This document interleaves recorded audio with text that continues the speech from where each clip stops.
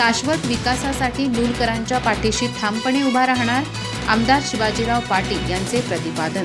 चितारी गल्ली, नूल तलावासह विविध विकास कामांना सुरुवात।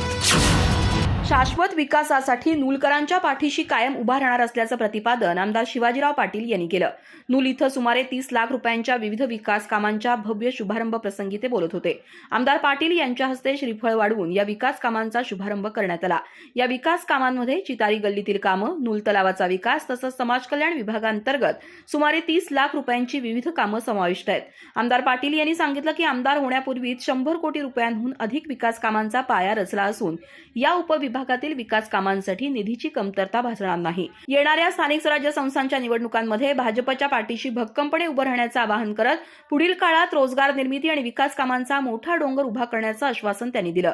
कार्यक्रमात स्वागत आणि प्रास्ताविक करताना प्राध्यापक महेश कदम यांनी गावातील स्वातंत्र्य सैनिक स्मारक, सैनिक भवन, स्थळ मंदिर तसंच शेतवाडीतील रस्त्यांसाठी भरघोस निधी उपलब्ध करून देण्याची मागणी केली।